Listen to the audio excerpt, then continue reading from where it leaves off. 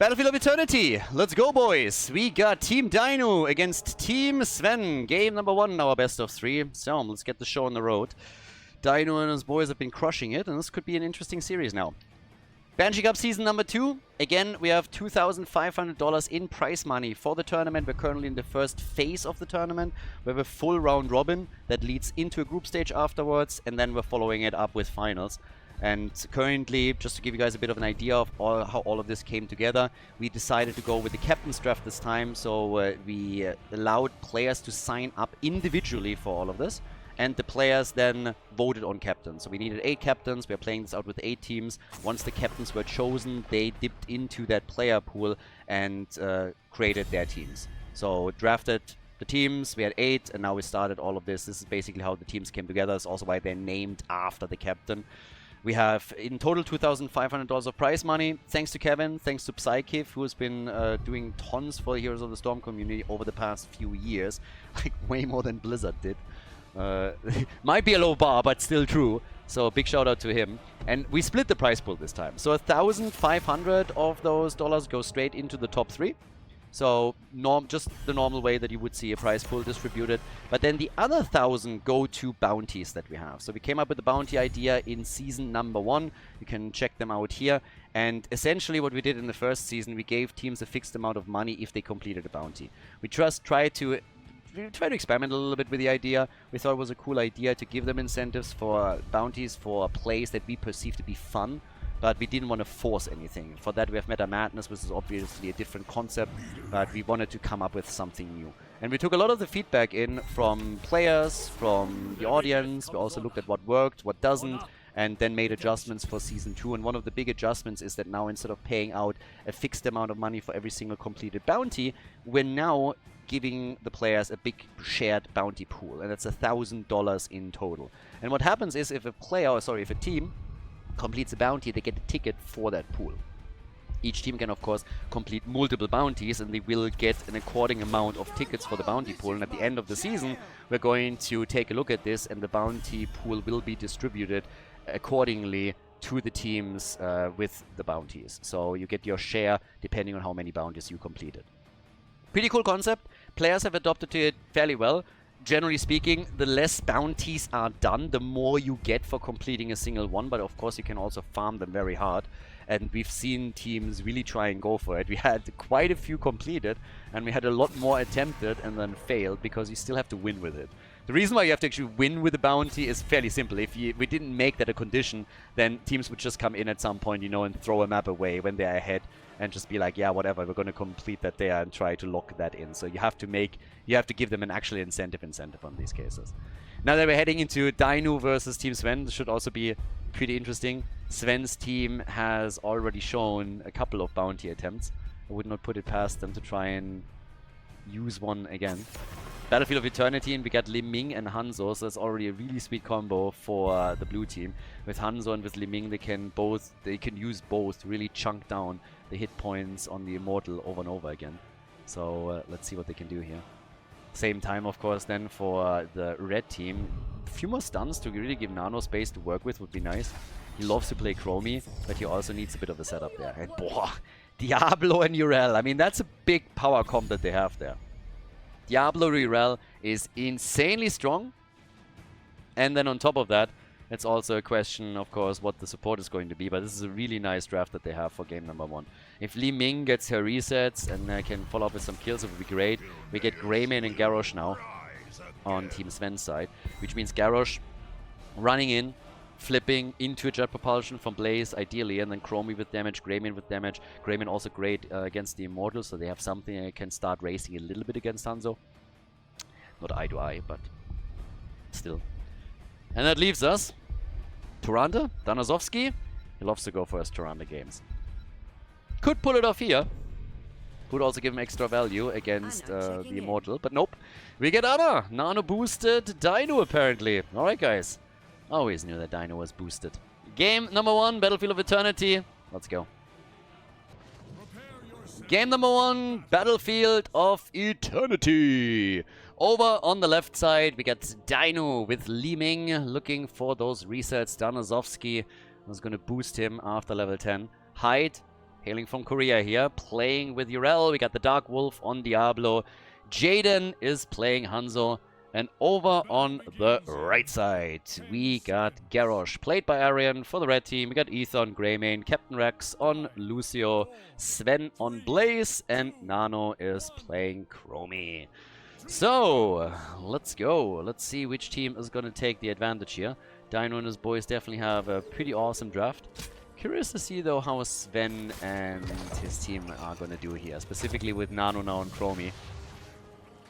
Man loves to play that hero, but Dynouh wants the resets. And is going to be looking for them continuously throughout all of this. So, yeah, let's see if they can pull something, a little bit of a rabbit out of the hat and take Dynouh and his boys down. I've been doing pretty well so far. I mean, right now, we're here in the 6th playday already, so we're really getting towards the end of all of this. And everybody's fighting for positioning in the standing. It's going to significantly affect which group you are in, how tough your group is, how tough your path towards the finals is. And also whether you're getting first pick, first ban, and also map choice in the matches that you play in the group stage. You're really getting a big leg up if you position yourselves well within the standings and towards the upper half. So we'll see what the teams can now do. Every single win essentially counts. But you have to also make that risk-reward calculation for yourself, whether you are looking to complete a few bounties and see if you can get some advantages or a bit of extra pizza money by just simply doing that. So we'll see what the teams are going to be able to do, if they are able to complete some bounties as all of this continues. But at least for the time being, it's more so about trying to get the lead in the series and winning game number 1. So let's check that out. Already Ether Walk on level 1. We're getting Soul Shield in for Diablo. We got the simple geometry. Hanzo, as usual, is of course going to try and use specifically his level 4 talent, just chunk down the Immortal over and over again and make his plays there. Yep. But also Endoral Anomaly right now. Deep Breathing is in. And everybody's trying to go for the bottom camp with the side laners rotating down too. So they're trying to make their move there. And yep, Nano still trying to take the second Khaldor out. They have the full vision on this, but I don't think anybody is going to really contest this here. Not anymore.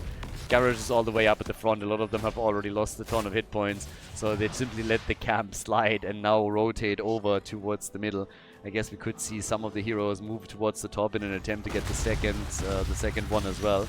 There's always a chance that that happens, but yeah, it's kind of funny. And all the way at the top, so far it's a one-on-one. With the Immortal announced, teams are of course eager to get their Shaman camps and make that as the next play. But yeah, let's see if they actually can. Bit of a lead. Not a single kill yet though. So yeah, no kills in the house.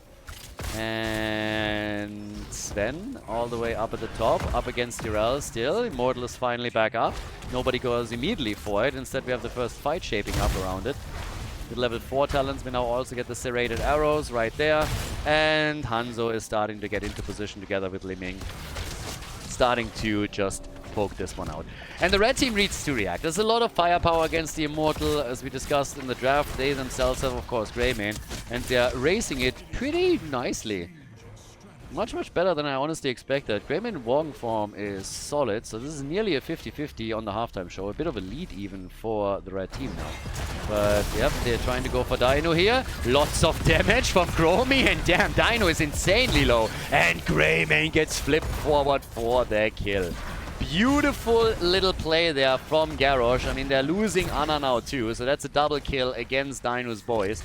Very nice from Team Sven. Then the Immortal is won by the red team too. But check this one out.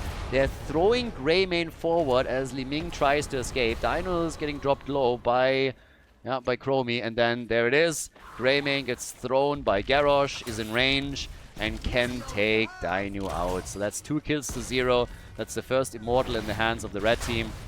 And level 7 is, of course, available for them now as well. So let's start to make a bit of a play there. Move in for it immediately through the bottom lane. They're not going to get a lot here. The shield was low. The wall and a bit of damage on the fort is already more than enough. I mean, don't get me wrong, if they have a chance to go for the entire thing, they will definitely try and take it. But given the fact that we still have Hanzo and Liming firing from one salvo after another, There's not a lot that they can do about it. Still, decent damage. I mean, again, less than 50 HP on the fort now left down at the bottom of the map. All the way up at the top, we now have Hyde and Sven still making their 1 versus 1 situation and playing this one out. Top of that, with level 7, we got now the righteous momentum for Urel. And they really want that fort, don't they? I mean, they're poking and poking and poking on this one. Just sieging up over and over again and hoping to claim victory here. I don't think that they're going to be able to take this too easily, but Nano, of course, has insane range on Chromie, so if he can just get a bit of additional damage in, it would already be neat. So, let's see. Either way, Arian is already waiting for the next opportunity. I mean, so far it's already been done fantastic. The kill was only because he had the best throw ever. And who says that throwing is bad? So, yeah, he's able to help them, but half a level ahead, level 9 versus level 8. This is kind of funny though, how they're attempting to siege up already this early. So yeah, it's all about the fort right now. And to be fair, if you take a fort out, of course you also eliminate the fountain. This is actually one of the better changes that was made in the past. I've been discussing this topic quite a few times, but I really like that they tied the fountain HP to the fort. It allows... Oh, nice! Good! Hanzo kill too! Wow! And now they of course can take the fort and the fountain out. But yeah, I like that they are tied. There were too many cheesy shenanigans going on in the past where you could just simply take the fountain out. And it was a little bit too easy. So I just think all in all, this was a pretty sweet change that they made. There were a couple of other solutions that they could have gone for to avoid heroes just simply jumping in and taking it out, or it being sniped easily, positioning and whatnot. But I like what they did here. Full level lead now and an early level 10, so this should give them another objective. And essentially what the blue team is doing down here is damage control. They cannot win this one. They shouldn't be able to win this one. Not against an opponent that has heroic abilities. What they can definitely do, on the other hand, is try and, you know, move in, do a bit of damage there, and just slowly try take that shield on and reduce it as best as possible. Unless they somehow get a mega happy attack in and get a kill, and then use their numbers advantage to propel that forward. But here comes the next attack against Hanzo. He's dead again. Diablo is also in trouble, so bye-bye. Dark Wolf, Li Ming is gone, and damn, Team Sven. I gotta say, that is some sexy play here. They are doing work. 6 kills, 2-0. Yeah, I can make that sound too. So you're not the only one, Chromie. Yay! Shut up. Bye-bye! Alright. So, top side. I'm actually a little bit impressed. When this series started, I honestly did not think that... I had Team Dynouh as the team to win this. To win this or throw this, depending on how you want to look at it. But right now, they are just getting absolutely crushed here. So, this is really nicely done. 6 kills to 0, not really a lot of moments for Team Dynouh and his boys to get kills here even. I'm still waiting for Li Ming to absolutely pop off and get some resets, but outside of that, I just don't see it right now. Another fort falls at the top that pushes them even further back, so no fountains anymore on the outer defense, and they will damage the wall on the keep too. This is a very good start into the game. It's fantastic for them, actually. I'm kind of shocked how well they're doing here, I'm not gonna lie. It's pretty big. Tower's down, gate is about to fall. This is only Immortal number 2. 2 Immortals and both forts are destroyed. And the top wall is completely opened up at the keep. Yeah, Immortal is not getting a hit in against the keep, but it has indeed taken a bit of damage. But that is a great position for Team Sven. I'm not quite sure if Dynouh and his boys got a bit of caught off guard here, but yeah, another flip. Diablo gets taunted and is about to die again. Dibbles is dead. Did not have a fully stacked soul quest on level 1, so that means that he is going to be down for another 17 seconds from here on out, which allows the red team, of course, to roam the map further, start to get more damage done here, and they have, up to now, done a stellar job. I mean, really good job. Going for the camps now as well, trying to just work around those as best as they can, and this is exactly what we're getting from them now. So, yeah, nicely done. Camp at the bottom, camp at the top was already taken, so that was the first one that they locked in. They still have their shaman camp that they can claim whenever they want to, and they will do it for the next objective. So that's another one, and they can easily then play around these situations, hoping to go for a keep for the next Immortal. Leaving experience also led to a talent advantage that they're currently running here. Blue team needs some kills. They can always, if they have a good Hanzo arrow and then Li Ming gets her kills.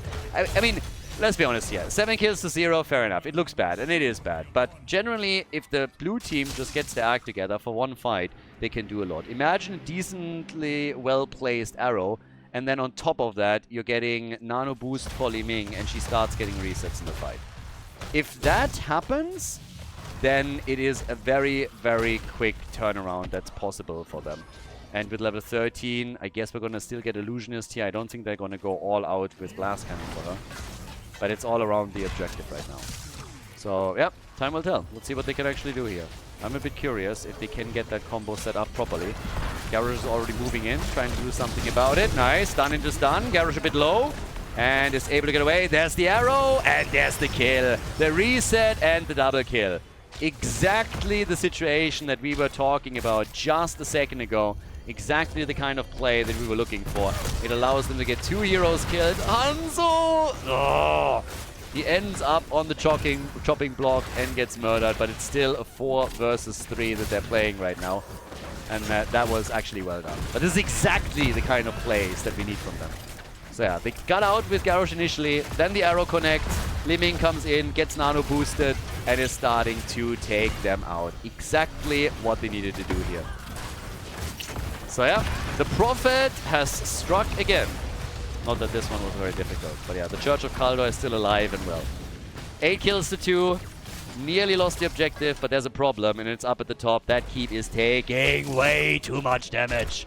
Hanzo's trying to deal with it. They're chucking down the blue team immortal hit points. The blue team still wins the thing, but it's still kind of tough. So the attack is coming, Diablo is down, and he is down for another 30 seconds. That will help them with defense. And the problem is still topside. They've lost so much here. That keep is nearly destroyed. So even when they win, they lose. And they're, of course, still behind in experience. So that's another problem that they're facing here. Still behind in XP. Another issue for them that they somehow got to deal with, and it's not going to be easy. That Immortal is not going to be able to do a whole lot of work here. So we'll see how much they can actually do with this. This one gets defeated very, very quickly. And then they can easily just like make the next move. But 16 is now so close for the red team that it shouldn't really be a big problem to get there, lead that advantage. And they're going for Ana. And she just gets killed. Ana is down.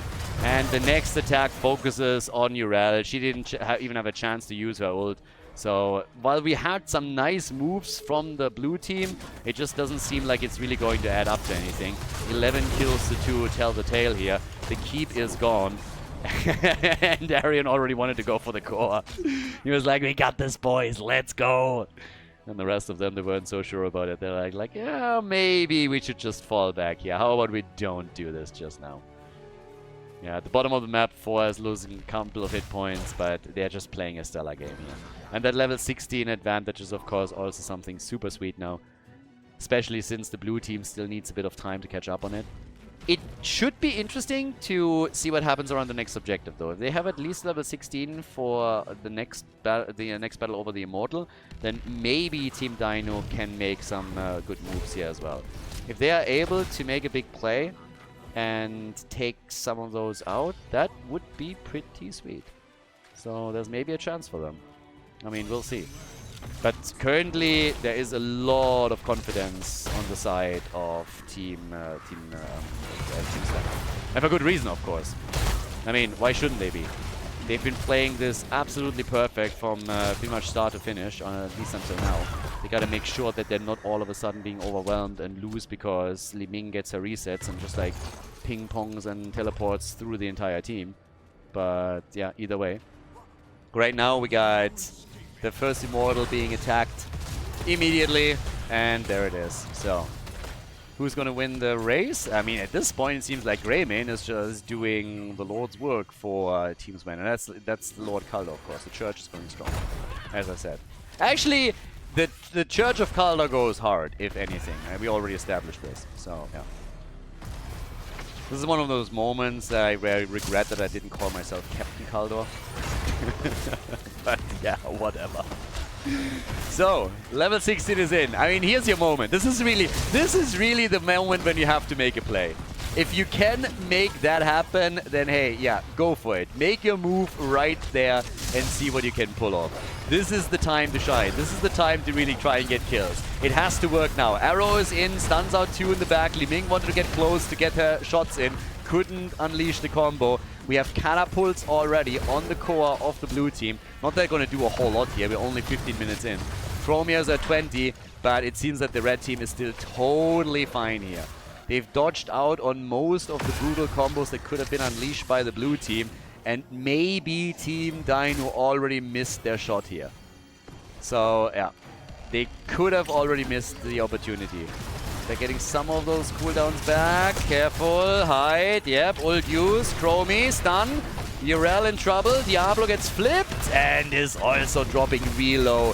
Has some real issues here. Trying to get out of it. Hoped for a counter kill. Couldn't get it even with the wall stun. But that is the end of Diablo. Dibbles is gone. Top side, more catapults are pushing towards the core. And the Immortal, the objective, it's not looking too great for Team Dynouh. And Team Sven, of course, on top of that, is also finding themselves in a 2-level advantage that they could utilize here. So, yep. 2 more catapults. Taking the minion waves out first. So the spawn timing of the minion wave was fantastic for them. But, yeah, that's Diablo. He came back and he died again. They lose Li Ming. They lose everything. Diablo's actually still alive. They lost Greymane. Diablo somehow survived. I have no idea how. Greymane and Chromie are both gone. Maybe now is the opportunity. Shaden jumps away. Captain Rex wants to kill. Can't get him with Lucio. Got close, though. But now it's a 3 versus 3 all of a sudden. So, maybe that changes things. I have no idea how Diablo survived, by the way. Like, he had no visible hit points anymore. They were just gone. They still got Urel, and they got Li Ming. Which is, of course, another problem. Garrosh is just throwing people away.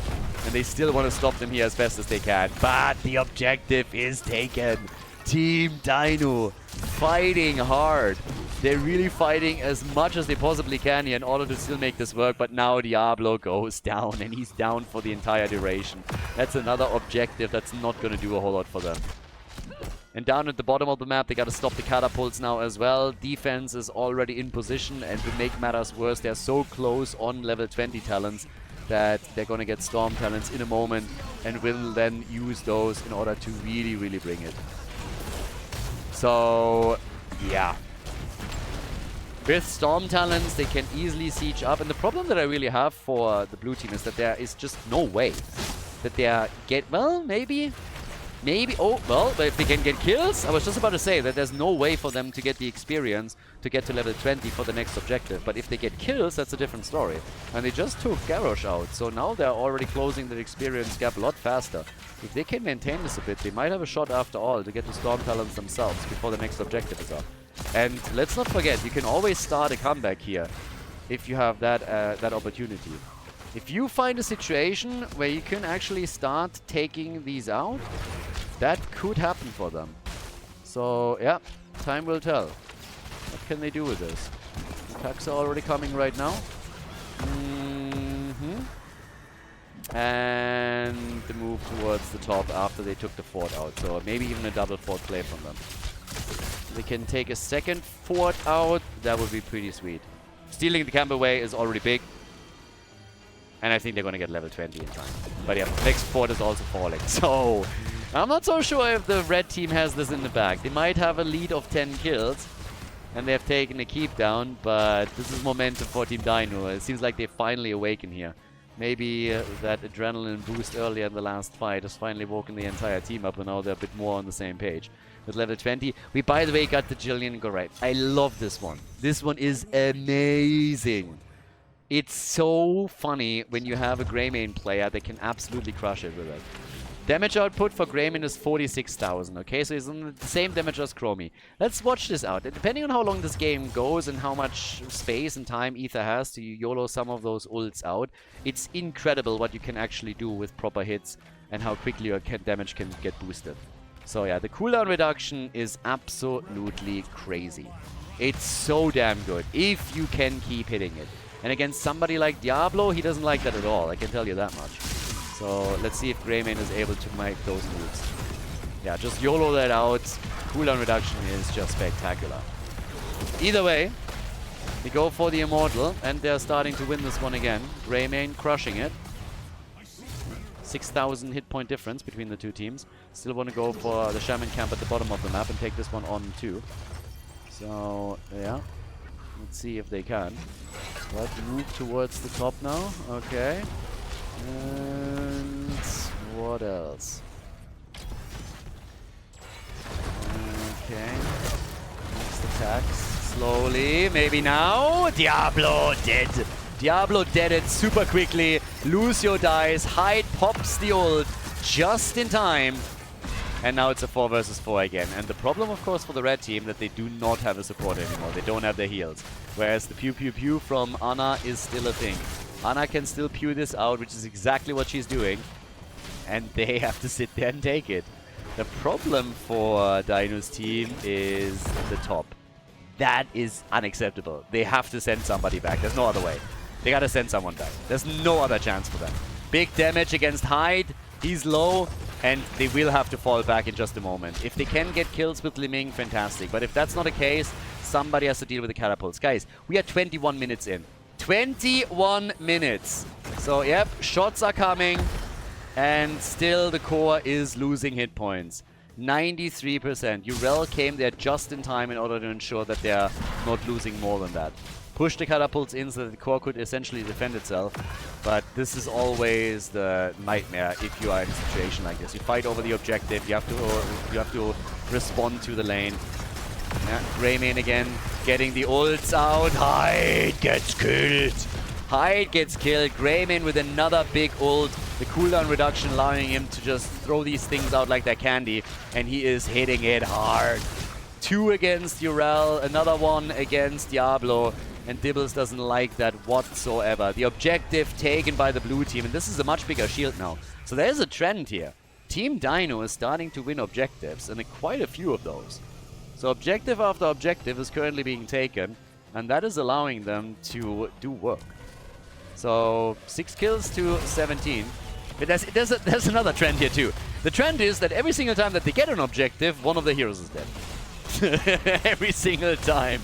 So then they sit there and they're like, yeah, we can't really do a whole lot with it. Now it seems like they're a bit eager to flank in and get a kill after all. But Arion already sees the positioning. Yeah, is at the front. They go for Diablo. Stun, stun, stun, stun, stun. And he goes out with the Hellgate, but he gets still killed. So, yeah. Immortal still doing some damage here. Is going to be defeated. So, no keep falls. It just feels so bad for Team Dynouh. They're fighting the entire time like maniacs to get themselves an objective. Then they lose a hero in the process. They try to make something happen with it, and they didn't lose another one.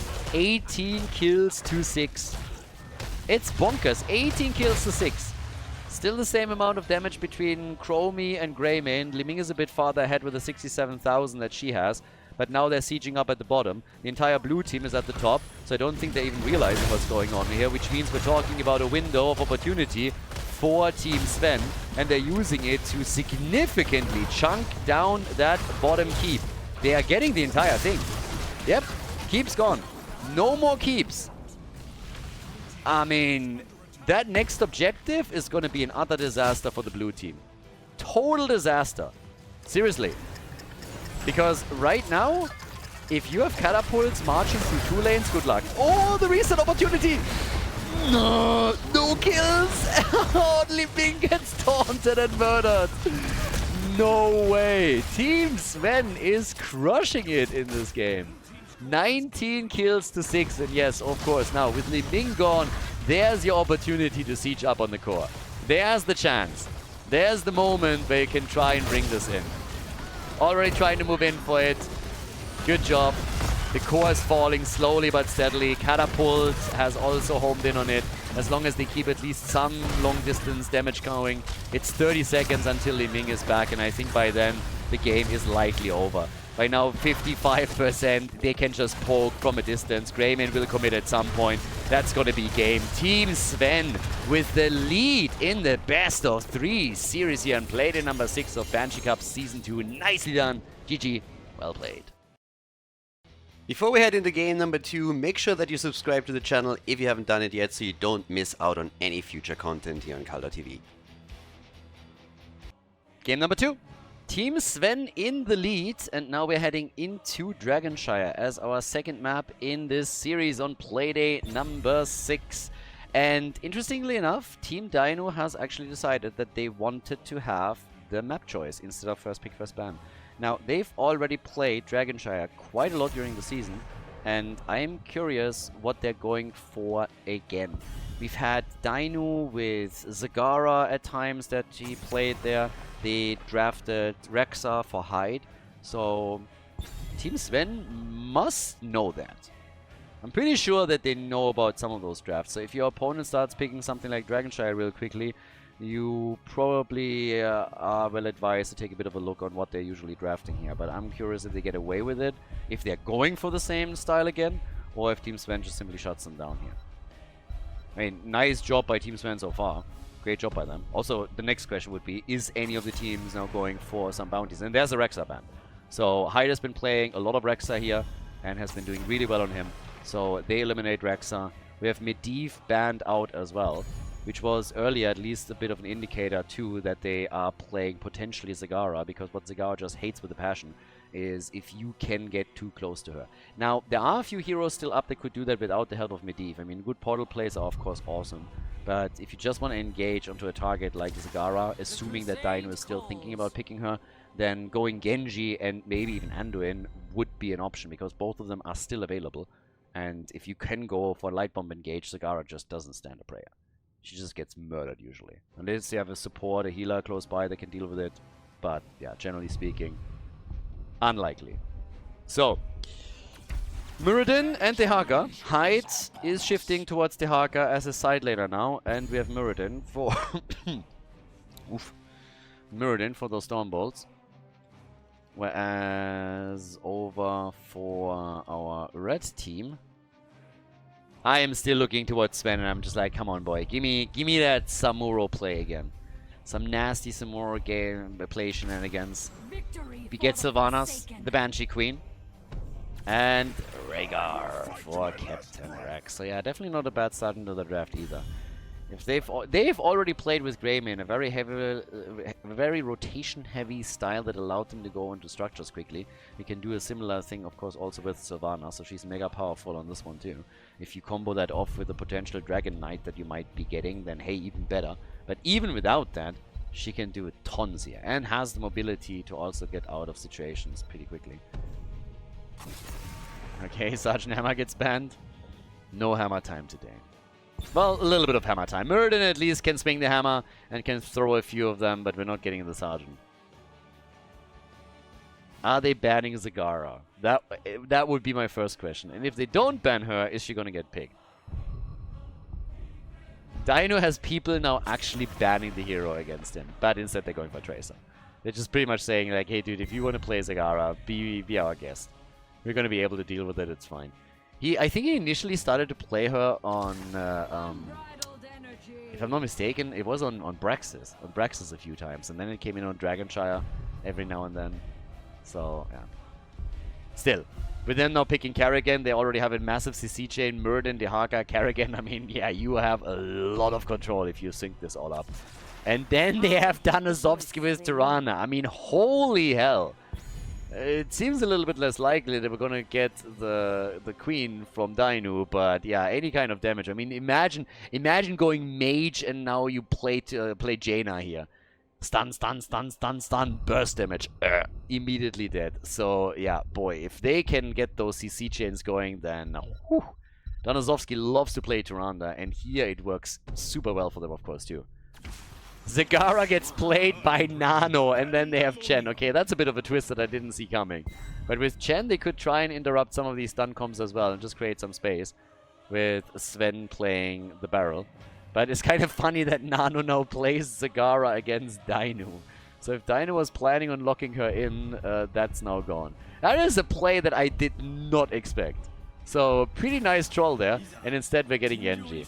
He definitely wanted to go Zagara, 100%. So Nano, kudos, I like that one. Sneaky move. Dragonshire, map number 2. Let's go, everybody. Team Sven against Team Dynouh. Game number 2. Team Dynouh might be in some trouble here. It is match point for their opponents. So, the big question, what can they do? What can they actually pull off with this right now? Are they able to force game number 3, yes or no? Dynouh on Genji, Dark Wolf on Murden.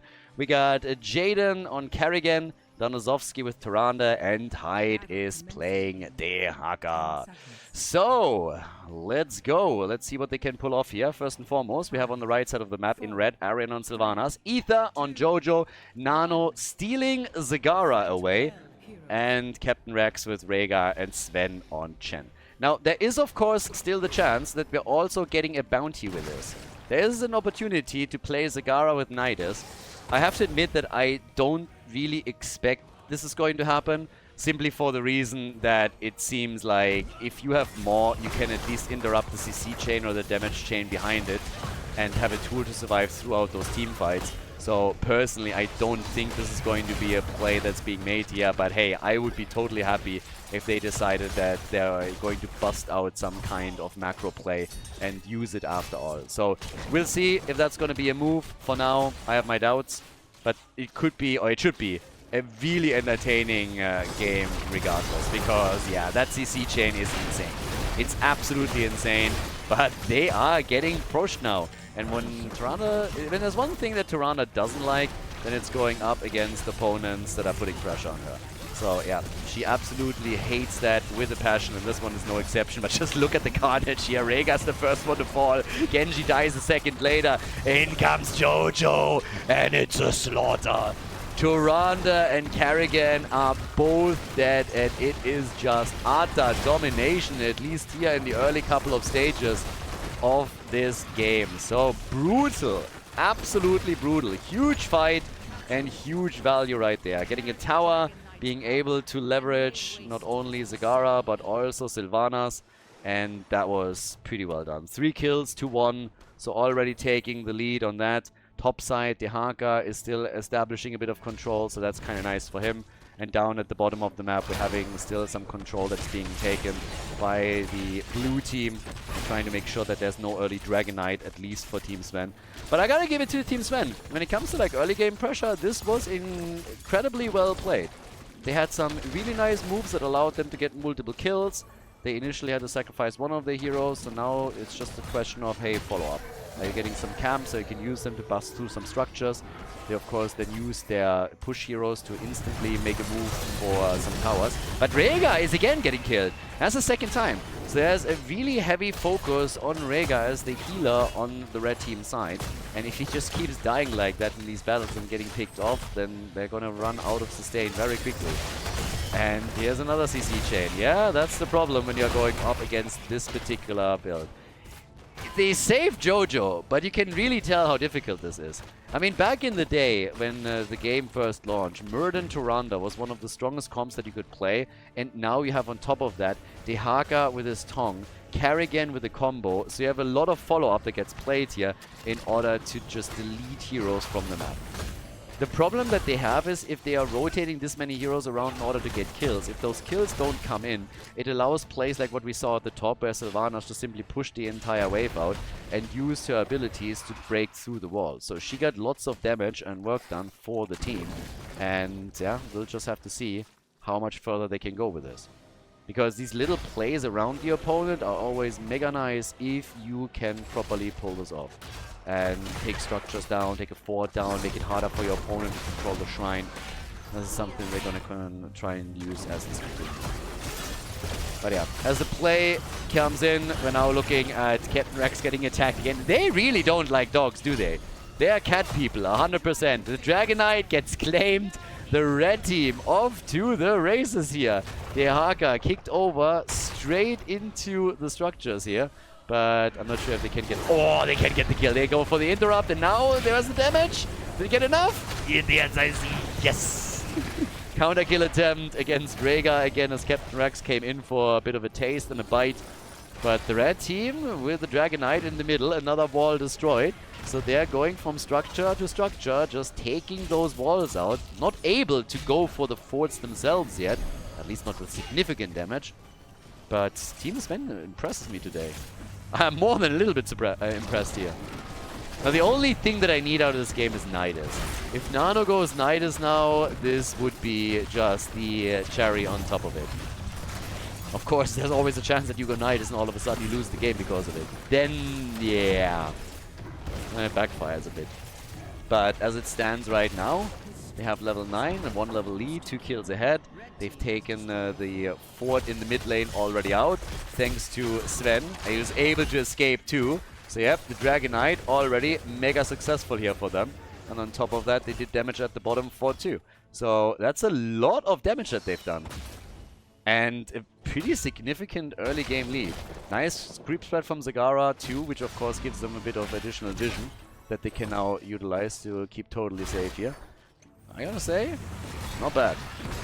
Level 10, gonna kick in soon. We now have 12,000 damage for Zagara. She's top damage in the game actually at this point. Against the 8,400 that we're getting from Kerrigan. So yeah, she's the next one there. Kerrigan, there's level 10. Zagara holding it back. It's Nidus! Yes, he went for it! Bounty play, baby! They're going for the bounty, everybody.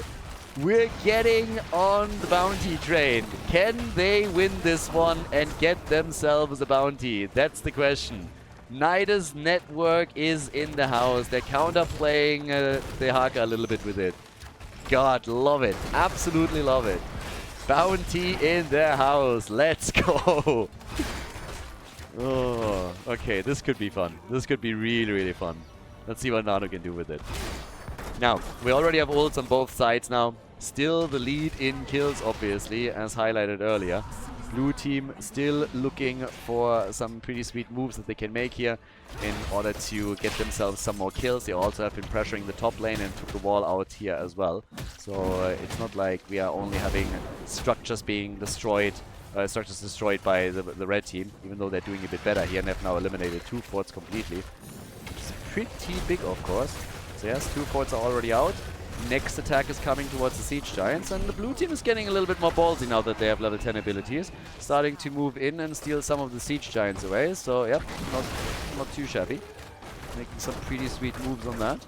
Get those Siege Giants, put more pressure on. Red team hoping for another objective as they're taking control. At the top, Chen could also start and try and claim the structures for them again. And with structures, I mean not only go for the defense on his own fort, but also try to claim the shrine once again. Not a lot of big fights yet, though. Zagara is getting some Nidus positions out there. Nano hasn't really been doing a lot with it yet, but has now the opportunity to play some at the top, so that he has a bit more mobility on all of this. And yep, there it is. So he can now easily traverse the map. Can move back down to the bottom, which he immediately does. Has not really put any too far forward here, but it's all about just getting some added mobility that allows him to go into lanes, defend the bottom fort, for example. So playing it a bit more passive, not really in an aggressive fashion where he places them in the middle of the map, but just around the forts, so that if at any point there is a push coming with some minions, he can make a move for it too.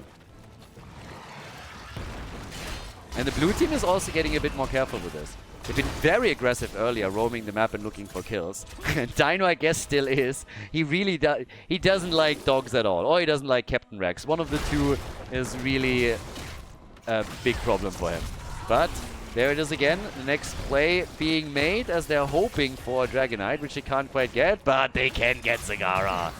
Nano is down, he is dropped, but they come in with the Blessed Shield, looking for the counter kill. Isolation moves from Chen as he comes in with the barrel. But Tyrande, they want Tyrande, can they get her? She's fully surrounded. And Fat Illidan jumps on her and takes her down. The drag against Chen. Sven, the Ancestral, coming in just at the perfect moment and allowing them to keep the Panda alive. So Tyrande is down, Zagara is already back, places another Nidus, this time at the Nexus, so that she has all the mobility here.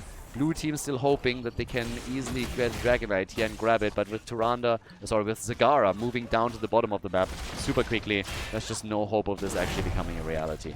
So Zagara is back at the bottom of the map, already pushing this out, getting another minion wave and a bit of experience for the team. 5 kills, 2-3, damage output, 23,000 from Sylvanas. They're going for another fight here, trying to get a bit more damage done, and it leads to Sylvanas getting eliminated as the blue team is just using those massive CC chains that they've been establishing. They go for Rega, and Captain Rex turns into Captain Wrecked.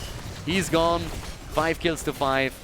And here are those kills that we've predicting earlier, because Dynouh and his team are just coordinating those CC chains to lock the kills. And they've tried it earlier, sometimes it was shut down, but now they were able to get 2 more kills, and it allows them also to move in for that Dragonite.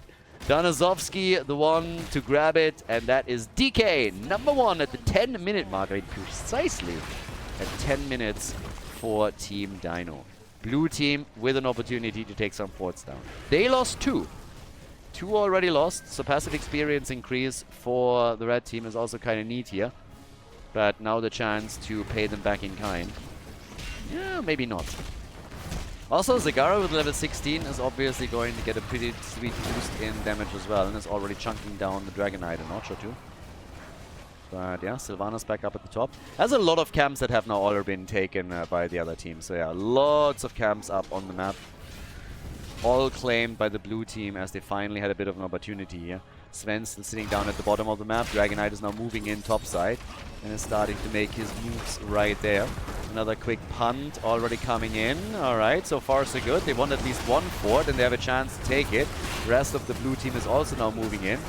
Just in time to try and make their play. Level 16 talents are ready for them. They have the lead in experience and are trying to use it here. And it's catch-up time. Team Sven is trying to catch up on this. Zagara still moving. It's not only about winning the game, it's about winning a bounty here. Sven's team has already tried multiple times and they failed quite a few of those. But here's a chance to now finally make it happen and get themselves a big bounty with Zagara. They have the push power with Sylvanas and Zagara as a duo, but they need to survive through those CC chains that will be thrown against them 100% by the blue team, and have now several times, which leads to those 5 kills. Dynouh even jumping in, yeah, trying to get a kill here. Wasn't really able to do anything with that yet. But he is a nuisance. I mean, he's just in their face the entire time. Camps still being claimed as they're starting to make a few more moves, alright? So the bottom camp is getting attacked. They've already taken those forts out, but if they can start pushing for keeps, it will of course be even better for them. All the way up at the top, the blue team is now starting to get more damage in against forts. They're of course going to try and repay them in kind. And yep, they are doing actually pretty okay here. Easy hits incoming, and that's a fort that's gone. At the bottom of the map, they are trying to counterplay this by going for a quick move on the keep, I guess. Take the wall out. But the rotation will be there. Kerrigan is already harping back. Murden is moving in from the middle now. And they're doing good damage, but they also have to make sure they're getting out of this. Alive, preferably. They're going to get out of it one way or another. The question is just, can they leave it alive? 17 to 17, even experience for the two now. Tyrande already popping her ult just to make sure that they can sustain themselves through this. And yep, the pressure is still mounting up. So pressure incoming. They're trying a little bit more here as the flank moves in. Muradin has to jump out. Blessed Shield also used. And Zagara gets the Ancestral and is still alive and kicking. Zagara still fine. The Dark Wolf might not be.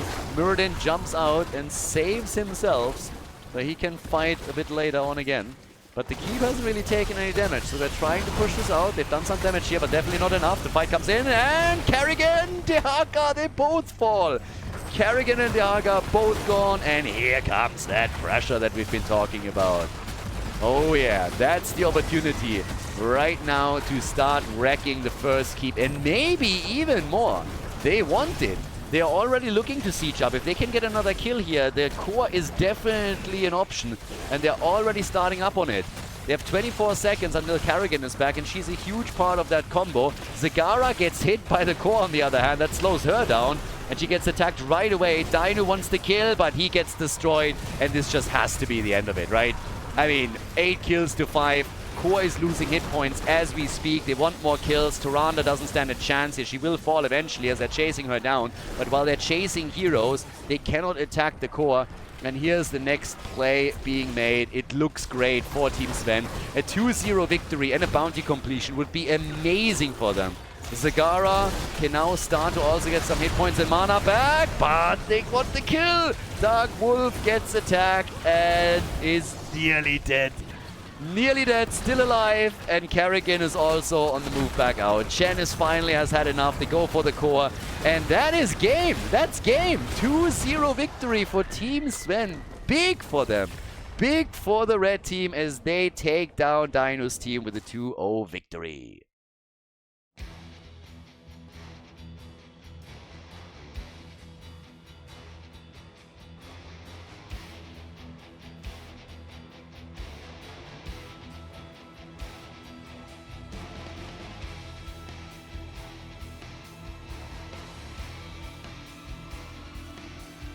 Thank you everybody for watching the video today. I hope that you enjoyed the show and the commentary. And keep in mind that the spoiler protection that is going to run for the rest of the video is made possible by all the support on patreon.com. So guys, if you want to support my work, if you want to help me start new projects and keep the spoiler protection in place, please consider heading over to patreon.com/Khaldor. There's also a link in the YouTube description and check that out. Thanks in advance and see you guys next time with more esports coverage here on Khaldor TV. Have a great day.